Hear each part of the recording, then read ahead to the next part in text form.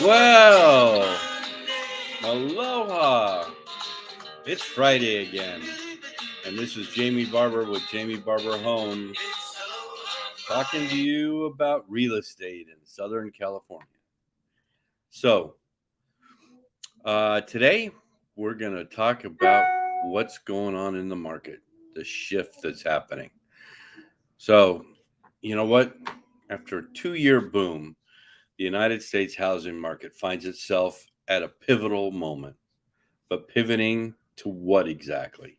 Well, this spring should have been a busy time for home sellers. Instead, the season was a dud, stalled by a dramatic spike in mortgage rates that stunned even industry experts with its chilling effect on the market. The frenzy environment we had become accustomed to, with its eye popping price increases and bidding wars that left buyers dejected and sellers giddy, suddenly seemed to be a thing of the past. While buyers stood on the sidelines, recalculating their much larger mortgage payments, sellers began to realize that offers of 100,000 or more over asking might not be forthcoming. And let's look over on the rental market. It's the Hunger Games as rents have skyrocketed, and would-be renters in cities across the country compete with dozens of other applicants. Right now, we're in this cauldron of uncertainty, said Jonathan Miller, the president of Miller Samuel Real Estate Appraisers and Consultants. Housing hates uncertainty, which it does. The biggest enemy of the housing market is uncertainty, and we have bucketfuls of uncertainty right now. Now, what's going on with the interest rates? Well, unless you're paying in cash, buying a home just got a lot more expensive. Since December, mortgage rates have nearly doubled, rising to around 6%, the highest they've been since 2008. And that's in response to moves by the Federal Reserve to try to control inflation. In January, a buyer would have paid around $2,100 a month in principal and interest for a $500,000 home. Today, that same loan would cost about $2,900. That's $800 a month. That's a pretty big chunk of change. Many buyers simply cannot absorb that kind of increase, particularly when it's combined with current home prices, which rose more than 20% from May in 2021 to May in 2022. That's a 1 2 punch that a lot of buyers can't overcome. Now, experts aren't anticipating the rates will return to the elevated levels of the 70s and the 80s that peaked at 18.4%. But until inflation recedes, they will keep rising. When inflation peaks, mortgage rates will have peaked, and that's really the key ingredient.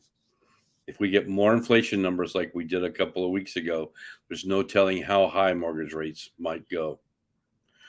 Buyers weren't the only ones caught off guard by the rapid change. Many industry experts have had to recalibrate their predictions for the months ahead. Uh, I don't think there's anybody on the planet that expected them to double in 6 months, and that has thrown a monkey wrench, another calculation into the mix. Now, can we expect home prices to fall? Uh, Prices are unlikely to take a nosedive, but cracks are showing. In the 4 week period ending June 26th, the median asking price for newly listed homes was down 1.5% from its all time high this spring. And on average, 6.5% of listings dropped their prices each week. Now, that's according to Redfin. Demand is down too. We have found that fewer people were searching Google for homes and asking to tour properties. Mortgage applications were down 24%, and pending sales fell 13% from the same time a year ago, the largest drop since May 2020. The long term outlook is still quite strong, but in the short term, because of all the volatility in the economy, home prices might fall between now and next spring. At least for now, however, the days of double digit percentage price increases are likely over. Markets like Tampa and Phoenix, which saw some of the biggest price increases, may take a hit, dropping by margins of 5 to 10%. Others may stay flat or see modest increases, like the 6.6% Realtor.com is projecting for 2022. But prices are unlikely to collapse, in part because inventory is still low and there are more people who want homes than there are homes to buy. Although inventory of active listings increased by almost 9% in June from a year ago, it's still down by 53% from 2019. People waiting for home prices to fall are probably going to be disappointed. This is not 2008 all over again. We're not looking at a bubble. The lenders were very good at making sure people qualified. So we're not in that market. Now, it's still a seller's market, whether it feels like it or not. In May, the median price of a home in the United States passed $400,000 for the first time, according to the National Association of Realtors, which I'm a member. And bidding wars accounted for 55% of home sales in the 4-week period ending June 19th, up from 53 a year earlier. But with so many mixed signals, buyers may want to wait out the summer or even the spring of next year. Now, if you're thinking of selling, the time has come for sellers to reset their expectations. List your house today, and it's unlikely that 24 hours from now you'll get to pluck an all-cash bid that's $150,000 over list price from a sea of contingency-free offers. Man, I was going through that. I put a house on the market on Thursday, and by Tuesday we were in escrow, and we would have seen, 20, 30 offers. So we just picked the best one. We got into a couple bidding wars in one house, but it was a crazy time. Now your home may sit on a market for a few weeks, and if priced well, sell for around the asking price, which will be more than you would have gotten a year ago. Those planning to sell in the next year would be better off doing it sooner rather than later. But if you can wait until the market settles into a new rhythm, you might have a better sense of what to expect 2 or 3 years from now. Now, what if you want to rent? Well, you can pick nearly any city across the country: Austin, Nashville, Seattle, New York.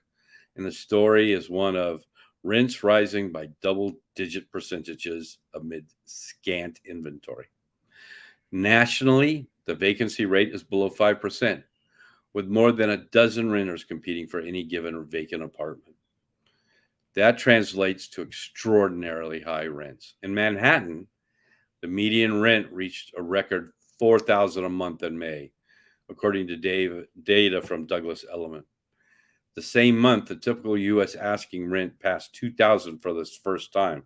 That's according to Redfin. The rental market has been on a wild ride since the spring of 2020, with no end in sight. Early in the pandemic, markets in cities like New York saw rates plunge as residents left and vacancy soared. Concessions, including months of free rent, became the norm. But those discounts vanished, and rents in New York now eclipse 2019 levels. Other markets, like that in Miami, never experienced a sharp decline, and same in Los Angeles. We never went through that sharp decline, as renters from other cities were able to work remotely moved in. Now, everyone wanted more space, and a lot of people wanted their own space. Those renters all gobbled up the inventory at the time when it was really hard to build, and to buy. It was the perfect storm of raging demand and tight inventory. Same thing in the housing market was happening in the rental market. Now, the forecast does not look good for renters in the short term or the long term. Raising mortgage rates will push some buyers out of the sales market, putting more pressure on the rental market. And as rents climb, even fewer people will move, with no relief in sight for the inventory shortage. Renters have few options. Now, economists predict that the rents will continue climbing for the next 2 or 3 years, but not at the same clip. push enough renters to the edge of affordability and they will double and triple up, or leave one market in search of a cheaper one. So what are you to do? Well, if you're a renter, let's see if we can get you qualified and into a home. It's I know the interest rates are going up, but it sounds like if you're having to pay a lot of rent, you might as well pay it into a mortgage. Well, you can get a hold of me, Jamie at jamiebarberhomes.com, and I'd be happy to talk to you. We can discuss with a lender about what we can do to you if you're a renter, or if anybody who wants to buy in this market. Give me a holler, and we'll see what we can do to help you out, because that's my job, to help you out. And if you're selling, like I said, it's better to sell now than sell later. So if you're considering it, let's get into the market. All right, again, Jamie at jamiebarberhomes.com. And have a great rest of your Friday. Aloha. Talk to you next week. Bye now.